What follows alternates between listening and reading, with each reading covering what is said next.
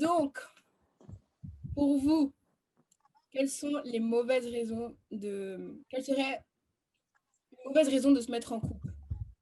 Faire un premier tour de table, vous donnez juste une mauvaise raison, après on ira en profondeur.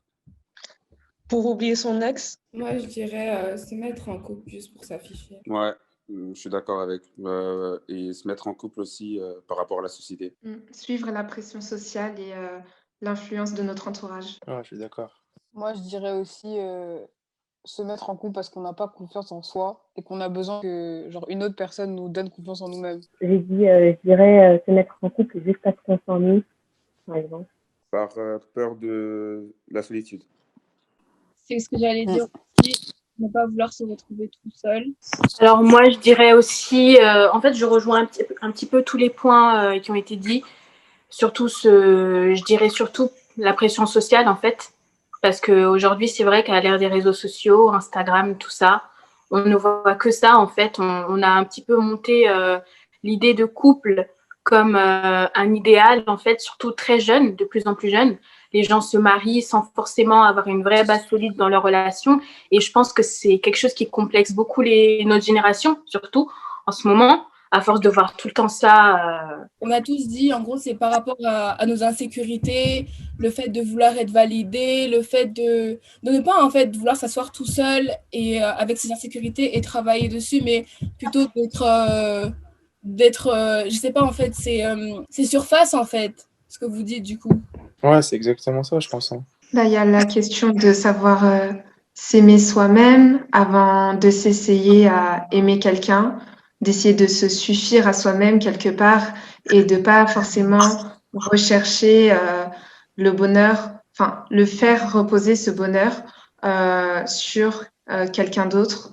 Essayer, du coup, d'apprécier son célibat ou voilà, pour pas faire dépendre totalement le bonheur qu'on ressent sur la relation qu'on veut avoir, du coup.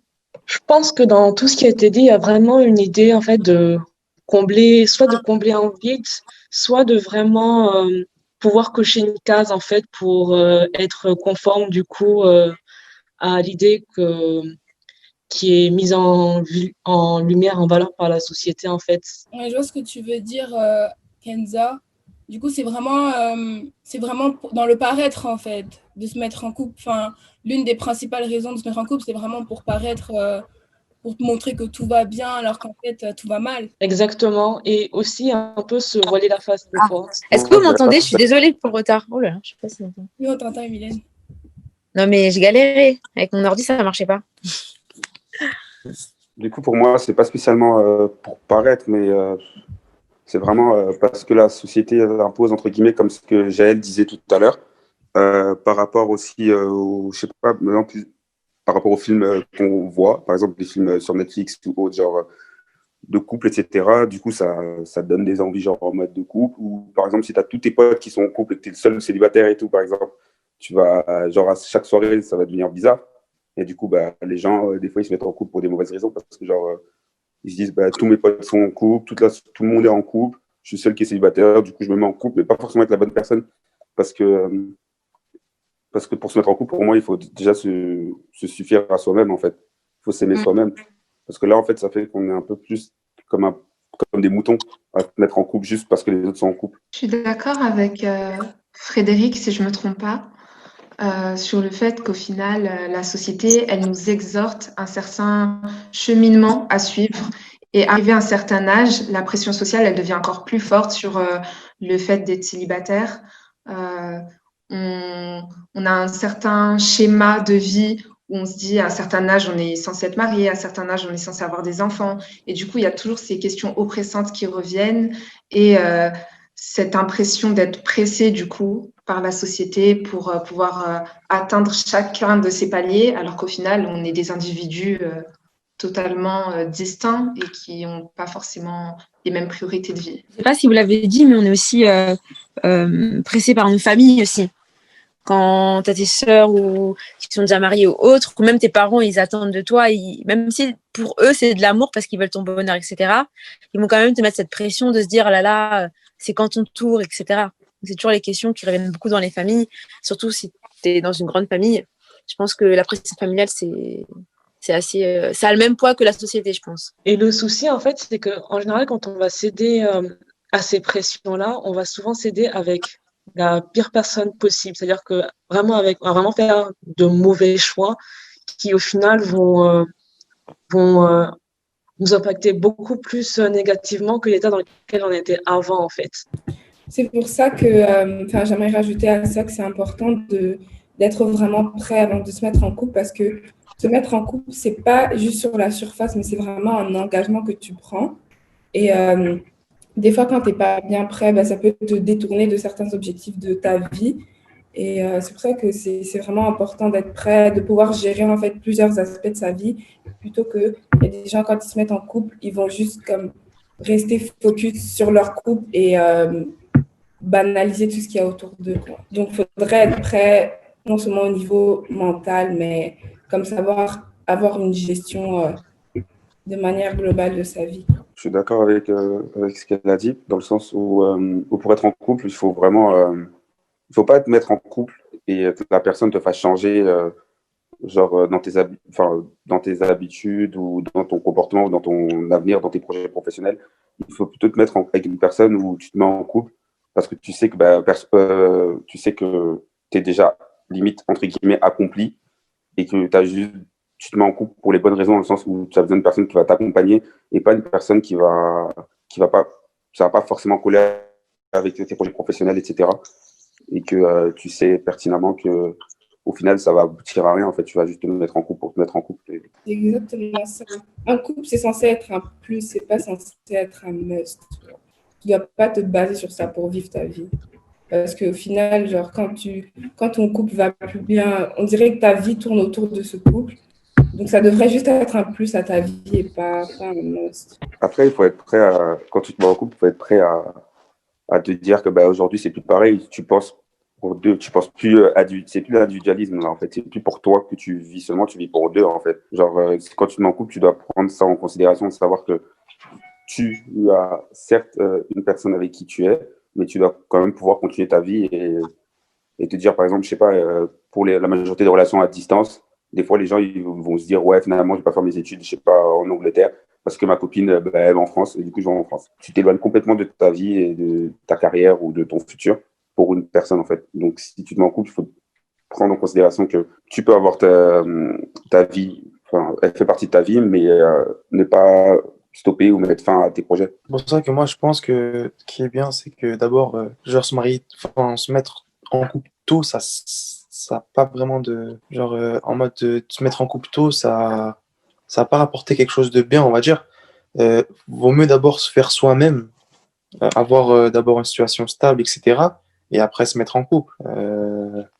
Moi, c'est mon point de vue personnel, hein. Moi, je suis totalement d'accord avec toi dans le sens où c'est important d'être assez mature et de se connaître d'abord soi-même à un certain niveau avant de pouvoir te partager avec quelqu'un d'autre qui, si tu es trop influençable, on va dire, et que tu te connais pas assez bien, pourrait t'influencer dans le bon ou dans le mauvais. Moi, je suis d'accord avec vous. Après, excuse-moi, Désirée, si tu voulais dire. Vas-y, Oriana, vas-y.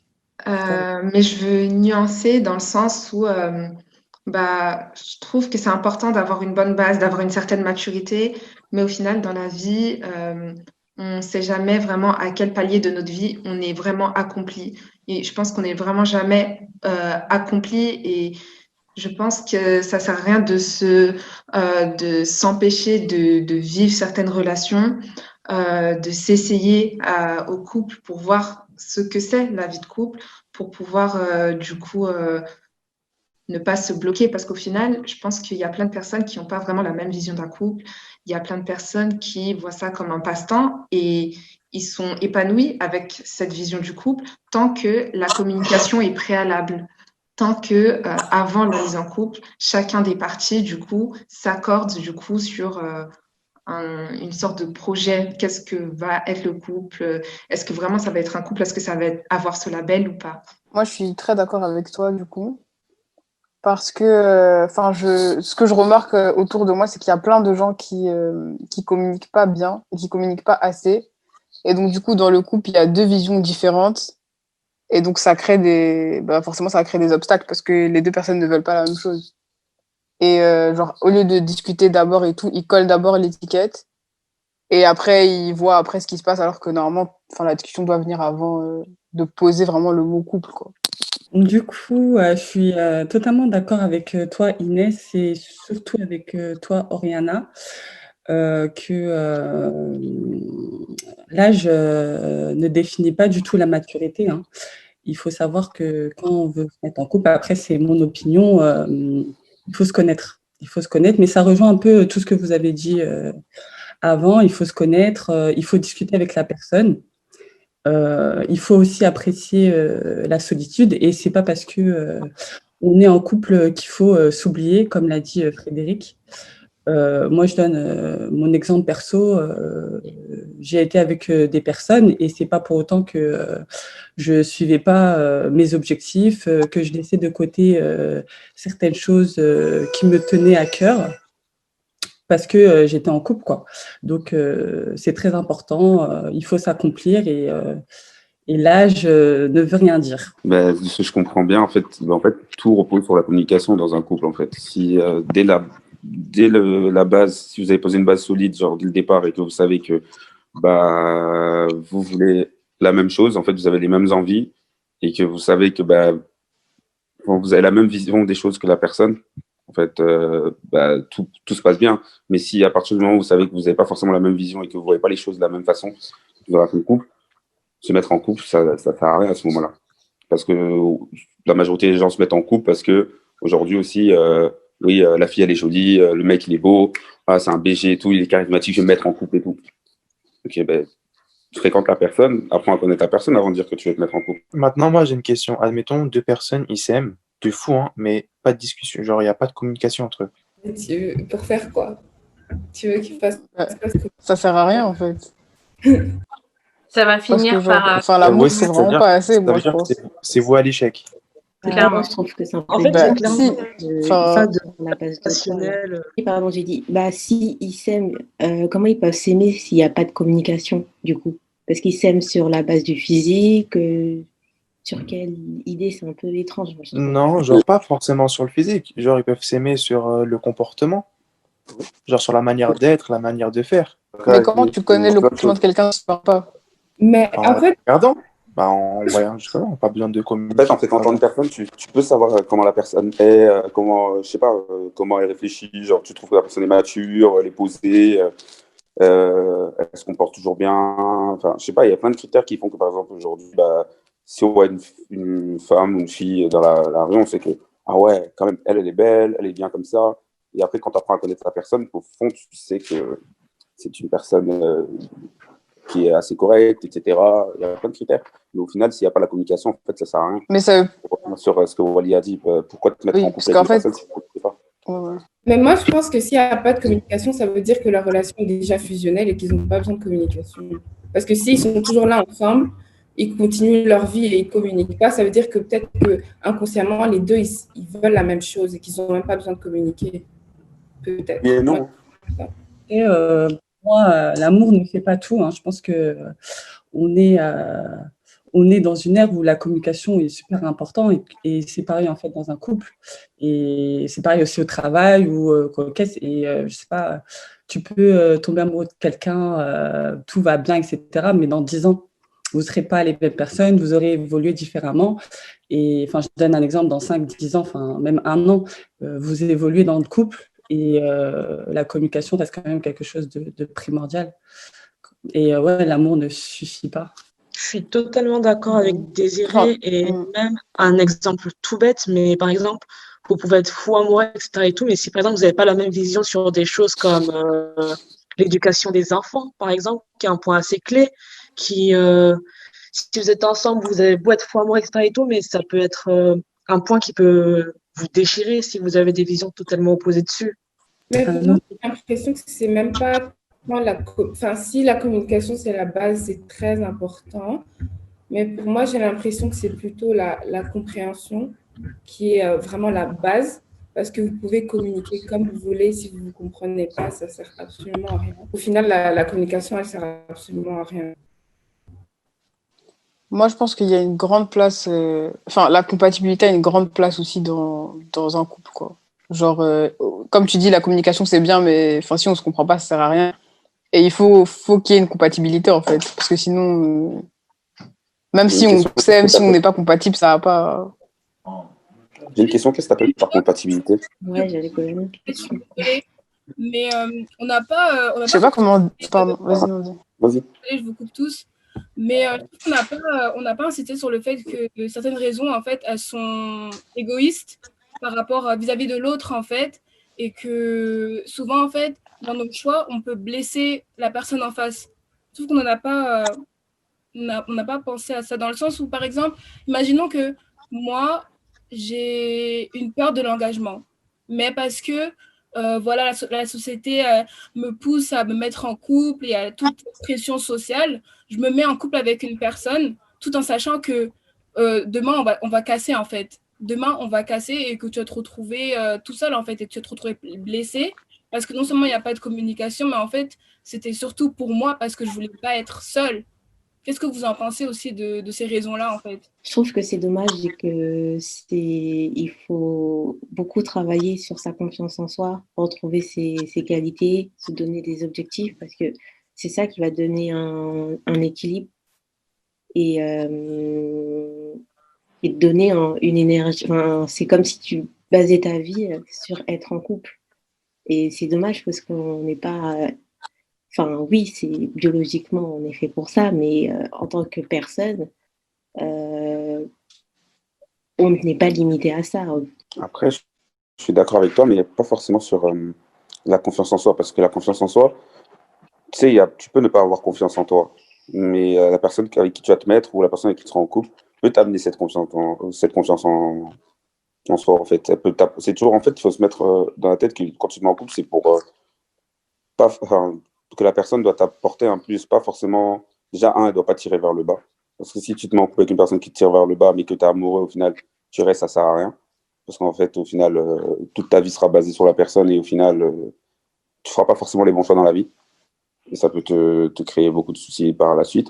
Mais si tu as une personne qui te rassure, qui te montre, et qui fait en sorte que tu aies plus confiance en toi et que tu arrives plus à prendre des décisions que tu n'arrivais pas forcément à prendre avant. Par exemple, si tu ne savais jamais dire non et qu'au final, la personne elle t'apprend à dire non, en fait, entre guillemets, c'est bête, hein, mais il y a des gens, ils sont tellement gentils qu'ils ne savent pas refuser quand on leur demande quelque chose ou autre. Et des fois, le couple, justement, des fois, c'est une plus-value, en fait. C'est une plus-value dans ce sens-là. C'est vrai qu'il y a beaucoup d'aspects négatifs aussi, être en couple à cause de la société, mais il faut aussi se dire qu'être en couple aussi, c'est quelque chose de bien. Si tu sais ce que tu veux et que la communication, justement, elle est fluide et qu'elle passe. Des fois, tu peux être confronté à des situations où tu vas beaucoup en apprendre sur toi-même et ça peut façonner des aspects de ta personnalité ou de son caractère. Admettons, tu peux renforcer ta patience, comme juste en savoir plus sur toi-même parce que tu ne peux pas tout savoir sur toi-même en étant seul. Des fois, il faut que tu sois dans des situations pour savoir comment tu réagis à telle ou telle situation. Donc, voilà. Après, si ton partenaire est assez mature pour te faire aussi te rendre compte de certains aspects que tu devrais améliorer chez toi, c'est parfait. Si toi aussi tu es assez mature pour te remettre en question toute seule et savoir à tel ou tel moment, j'ai pas bien agi ou j'ai pas bien fait telle ou telle chose, ben, c'est encore mieux parce que ça te permet juste de grandir encore plus et d'être plus mature. L'avantage et la bonne raison qui serait justement de se mettre en couple, c'est que quand tu sais que tu as un partenaire qui est assez mature et que votre relation est assez mature, en fait, tu ne fais que apprendre.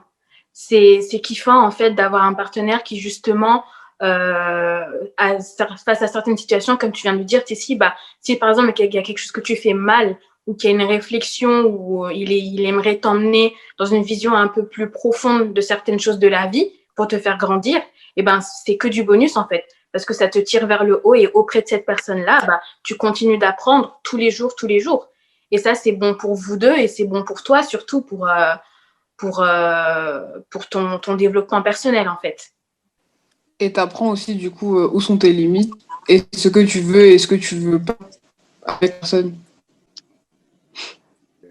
En même temps, tu peux partager des bons moments avec la personne, donc c'est du positif. Ça peut aussi être un soutien moral et émotionnel. Je vous rejoins vraiment sur ce que vous avez dit auparavant, ça peut également, quand tu es en couple avec, dans une relation stable, posée, etc. et tout, cette personne à côté de toi, elle peut vraiment te booster dans la réalisation de tes projets, de tes rêves. Ça peut vraiment être un boost d'énergie, un bon bonus mental. Et aussi, mais je pense aussi, moi je trouve que moi en tout cas, j'ai toujours pensé que c'était bien d'avoir quelqu'un à côté de soi qui a toujours, je sais pas si vous allez comprendre ce que je veux dire, mais une certaine marche en plus dans sa vie par rapport à toi, parce qu'au moins tu es sûr que cette personne-là va toujours te tirer vers le haut. Te tirer vers le haut, toujours te pousser à aller beaucoup plus loin dans ta vie et surtout à sortir de tes zones de confort et à y aller, quoi. Et ça, c'est vraiment, vraiment important. En tout cas, moi, je trouve que c'est un aspect vraiment important. Ça sert absolument à rien d'avoir à ses côtés quelqu'un qui est aussi, on va dire, lazy que toi, si je puis dire. Donc, vous allez tous les deux rester dans votre zone de confort, en fait, et juste être là, bon, bah, ouais. Je suis totalement d'accord et je pense que ça doit vraiment être mutuel aussi. Ça ne doit pas être que dans un sens.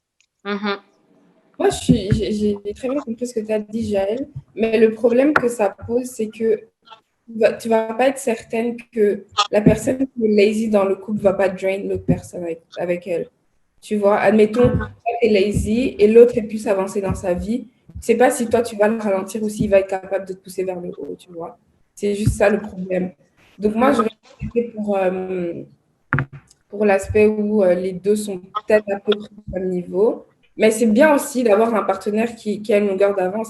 Mais est-ce que c'est bien pour lui? Après, moi, je pense aussi que les bonnes et les mauvaises raisons de se mettre en couple, au final, elles reposent sur tous les facteurs qu'on a cités jusque-là, mais aussi sur la culture qu'on a, le schéma familial dans lequel on a grandi, parce qu'au final, ça nous influence beaucoup. Et dans ce sens, on peut considérer que au final, tout est une question d'honnêteté. Il faut savoir être honnête avec soi-même, ce qu'on recherche, nos valeurs, et aussi être honnête avec la personne qui nous fait face, dans le sens où on doit vraiment, ça revient sur la notion de communication. On doit communiquer sur ce qu'on veut vraiment et respecter la personne qui nous fait face. Parce que si, par exemple, nous, on ne cherche pas quelque chose de sérieux et que la personne, elle cherche quelque chose sur le long terme et qu'on se met en couple, on va faire du mal à la personne qui nous fait face, par exemple. Si c'est un schéma comme un autre, mais je pense que tout est une question d'honnêteté et de communication, mais que selon le background qu'on a, on n'aura peut-être pas la même perception du coup d'un couple et d'un schéma de relation interpersonnelle. Moi, j'ai juste envie de te reprendre sur ce que tu as dit par rapport au schéma familial et tout. Moi, je pense pas ça parce qu'en fait, c'est pas par rapport au schéma familial que ça va beaucoup influencer, etc. Dans le sens où si c'était ça, ça veut dire qu'en fait, si ton père, par exemple, prenons un exemple, il trompe ta mère régulièrement, mais que ta mère est toujours avec lui, est-ce que ça voudrait dire que le fils aussi serait pareil? Non, pas parce que par exemple ton père il est infidèle que toi tu seras forcément infidèle aussi. Non.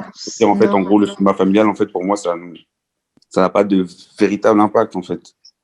Je pense que ça a un impact. Parce que. Vas-y. Attends, je vais parler.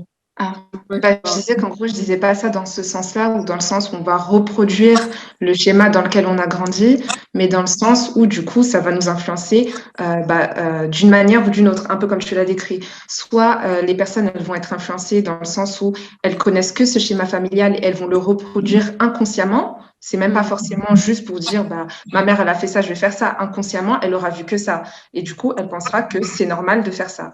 Ou la deuxième solution, c'est du coup vouloir absolument se détacher de ce schéma, vouloir s'émanciper du schéma dans lequel on a grandi pour pouvoir construire soi-même son propre couple et sa propre vision du couple, pouvoir se détacher de tout ça. Du coup, au final, il y a une certaine ambivalence et on ne se situe pas forcément au même endroit, du même côté, en fonction de la manière dont on s'impose et la manière dont on a une vision sur la situation, du coup. Moi, je dirais la bonne raison, c'est de se choisir, de se choisir et d'avancer sainement, parce que c'est très important, sainement vers un objectif en commun, des projets en commun, se réaliser en couple, mais aussi en solo. Et voilà. Moi, je dirais parce qu'on veut et pas parce qu'on se sent obligé. Moi, je dirais parce qu'on est prêt, tout simplement, de se mettre en couple. Moi, je dirais pour...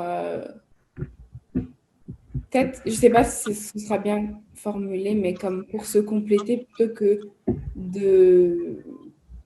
que par obligation ou par...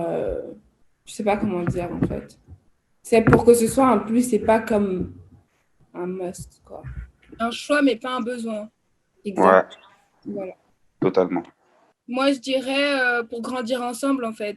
Qu'on puisse s'apporter mutuellement quelque chose, mais pas que je puisse tirer tout ce que tu as de bon à me donner, mais que je puisse aussi te donner quelque chose et qu'on se voit grandir et avancer en tant que compagnon, en fait, et non pas seulement toi, tu me tires, moi, je te tire ou quoi que ce soit, tu vois. Et que ce soit mutuel.